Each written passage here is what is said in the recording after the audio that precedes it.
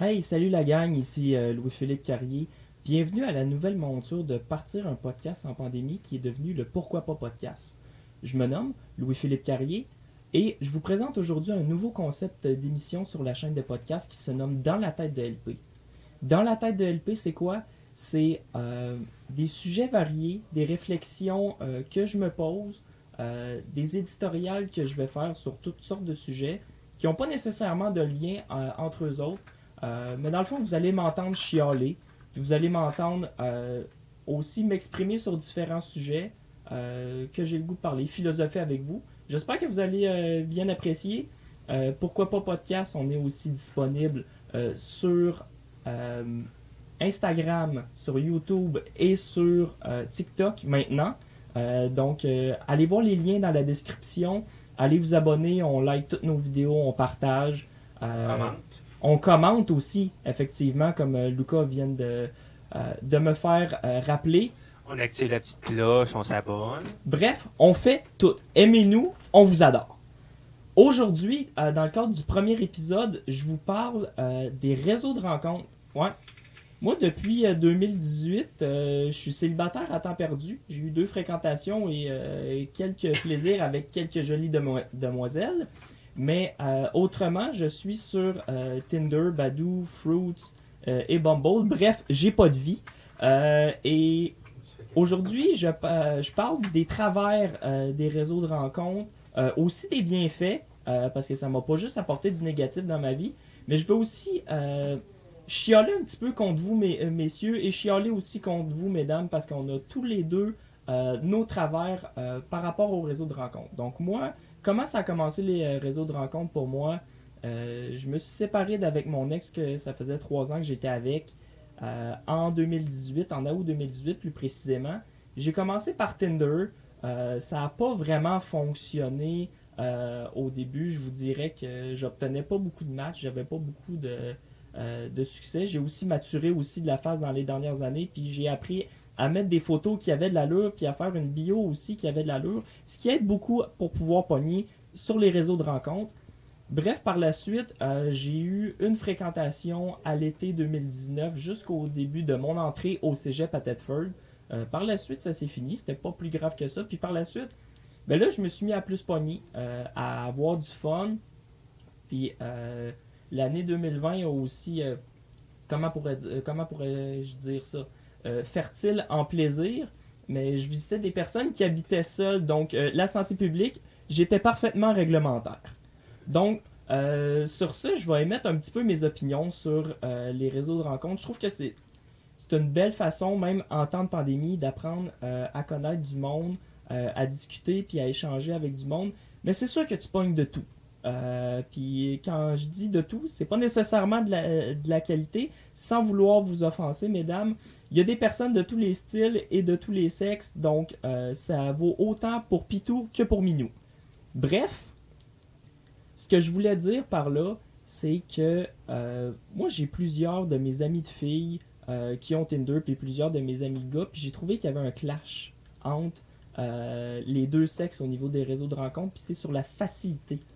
La facilité d'obtenir des matchs pour une fille, puis encore là, je veux dénigrer aucun physique, mais la fille, peu importe de quel physique elle va avoir, elle va tout le temps avoir un nombre infiniment plus élevé de matchs qu'un gars, sauf exception si on est un dieu grec, ce qui n'est pas mon cas. Moi, je séduis la gente féminine par mon intelligence et mon humour fulgurant et ravageur. Donc, pour vous, mesdames, je suis disponible. Vous pouvez slider dans mes DMs, ça me dérange pas pantoute.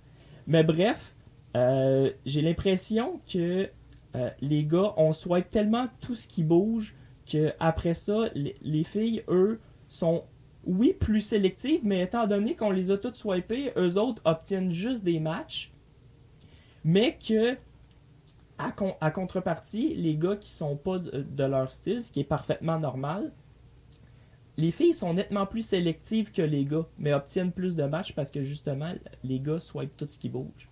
Mais les filles, eux, des fois sont plus sélectives, mais il y a des fois où est-ce que j'ai de la misère à vous comprendre, mesdames, et c'est pas pour vous dénigrer, mais j'ai croisé certaines bios de filles dernièrement qui marquaient filles de 4 pieds 11 cherchant un gars de minimum 6 pieds.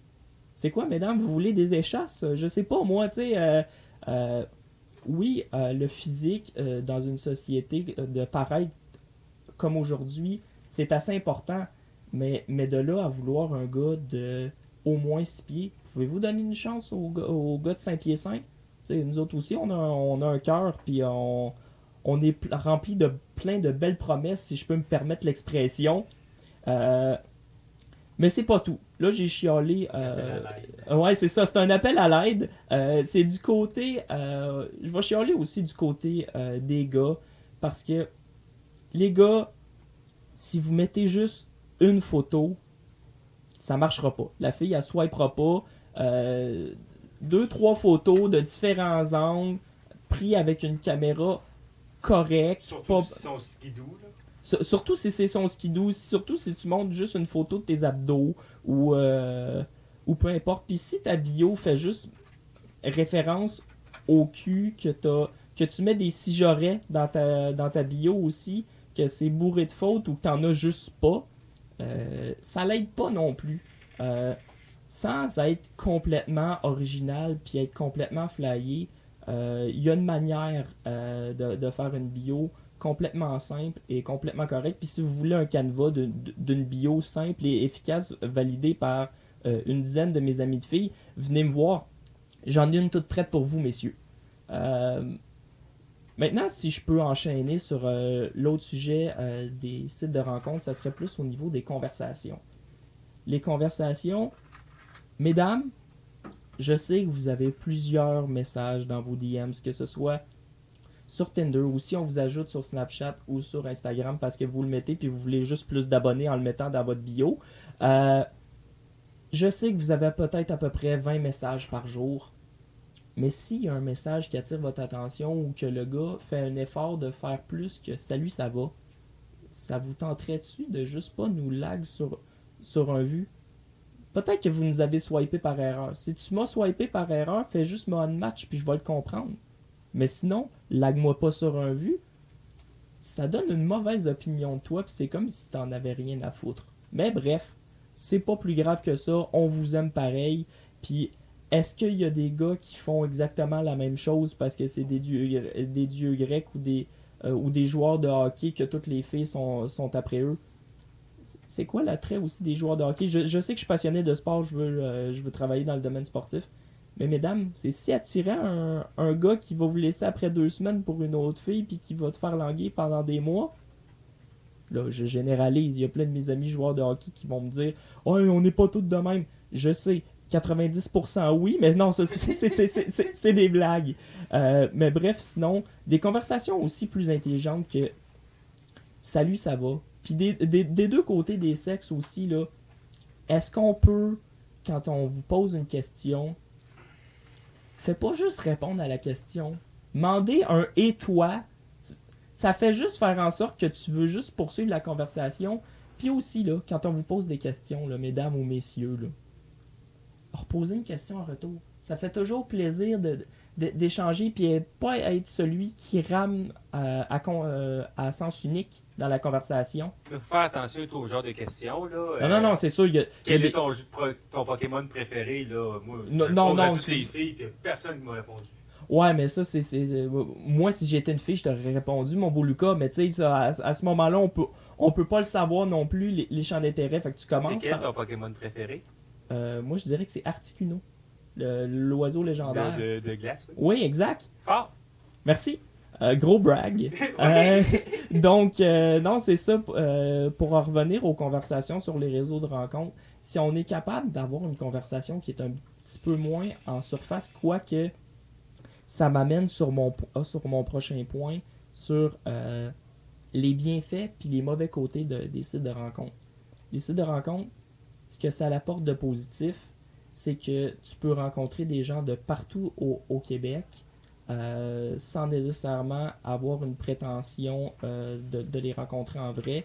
Quoi que c'est toujours le fun, mais je ferai pas 3 heures de route non plus pour une date. Quoi que je l'ai déjà fait, mais ça, cette époque-là est révolue. Mais bref, tu peux rencontrer toutes sortes de personnes de toutes sortes d'horizons. Si Justine Campbell écoute le podcast, Justine étant ma meilleure chum de fille, on s'est rencontrés sur Tinder, ce qui est assez comique. Mais je te salue, Justine. Puis ça a été honnêtement probablement ma plus belle rencontre de 2020. On s'est pas encore vu, mais des brosses par Zoom, puis des discussions à n'en plus finir jusqu'aux petites heures du matin. Fait que, tu sais, moi, les réseaux de rencontres m'ont pas nécessairement apporté du gros sérieux, mais ça m'a apporté plein de belles rencontres puis plein de belles connaissances. Puis pour ça, je remercie aussi Tinder aussi pour m'avoir permis de satisfaire ma libido à quelques moments que ce soit. Mais si je peux y aller d'un petit côté un petit peu plus négatif, c'est que si t'as pas de bio, on te juge sur une photo, on te juge sur le physique, puis ça fait juste mettre en lumière certains travers de la société actuelle qui est plus axée sur le paraître comparativement à ce que je ne demande pas que je ne demande pas que la fille soit un mannequin. J'ai certainement des préférences physiques comme tout le monde d'ailleurs. J'ai plus des préférences au niveau de la personnalité. Si t'as pas les mêmes champs d'intérêt, mesdames, prenez ça en note, une fille ouverte d'esprit, qui a un bon sens de l'humour, puis qui est capable d'avoir une belle discussion, qui est assez extravertie, puis qui a confiance en elle, c'est toujours plus attirant qu'un mannequin qui a le cerveau aussi vide qu'un sac de chips avant que tu l'aies ouvert, là. Donc, c'est ça le petit côté des réseaux de rencontres que j'aime pas, mais regardez, chaque réseau a ses forces et ses faiblesses. Badoo, je dirais que j'ai pas nécessairement eu de succès là-dessus. Le monde le plus fucké, je les ai pognés sur Badoo, honnêtement. Badoo, c'est plus un site de rencontres pour mon oncle puis ma tante. Bumble, il y en a qui ont beaucoup de succès avec ça, mais moi, personnellement, le nombre de matchs que j'ai eu sur Bumble, je peux peut-être le compter sur mes mains, tandis que sur les autres, j'en ai eu une quarantaine au total dans chacun des autres.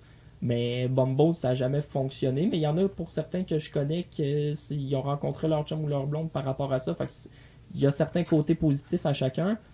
Puis Fruits, ce que j'aime pas, c'est probablement pour moi le pire des réseaux de rencontres. Parce que Fruits, t'es obligé de choisir un fruit. Puis le fruit représente ce que tu recherches. Le raisin, c'est des rencontres sans prétention. Le melon d'eau, c'est des sex friends ou des amis santé, si je peux me permettre l'expression de papa. Salut papa.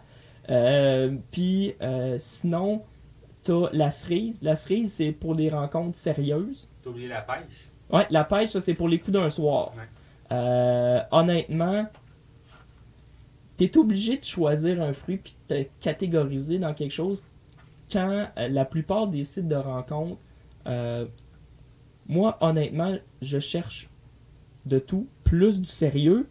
S'il y a d'autres choses qui se présentent à l'horizon, ça sera d'autres choses. Tu y vas avec le vibe de la conversation, puis avec le vibe puis les feelings que tu as envers la personne aussi. Moi, il faut juste être ouvert d'esprit, mais c'est sûr que les sites de rencontres, ça a ce côté négatif-là, de juste laisser le paraître et ne pas laisser place à la personnalité, parce que c'est pas en une bio de 500 caractères que tu vas apprendre à connaître une personne de fond en comble. Fait que si je pouvais conclure là-dessus, c'est que autant les gars que les filles, on a nos travers. Ah, puis, dernière petite affaire que j'oubliais. Les gars, quand vous arrivez sur que ce soit Messenger, Snapchat ou Instagram, quand la fille vous l'a donné, puis quand vous basculez du réseau de rencontre vers un autre réseau social, les dick pics, là, c'est à proscrire, ok?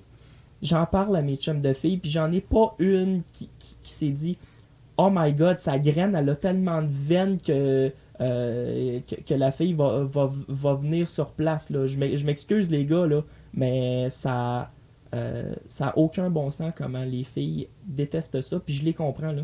C'est dégueulasse. C'est un bout de peau. Là. Elle verra pas ta personnalité, puis elle verra pas ton sex appeal au travers de ton petit zozo. Là. T'sais, on s'entend? Pensez à ça, puis mesdames, restez vous-même, mais demeurez peut-être un petit peu plus ouverte d'esprit, parce qu'en élargissant vos horizons, vous seriez surpris de voir c'est quoi la qualité des personnes qui se dressent en avant de vous. Donc sur ce, j'espère que ce premier épisode Dans la tête de LP vous aura plu. Puis je vais vous retrouver probablement dans une semaine ou dans 2 semaines pour un autre épisode. De toute façon, je ne sais pas quand est-ce que l'épisode va sortir, mais sur ce, mesdames et messieurs, j'espère que ça vous a plu. Portez-vous bien et on se retrouve pour un prochain épisode de Dans la tête de LP. Salut!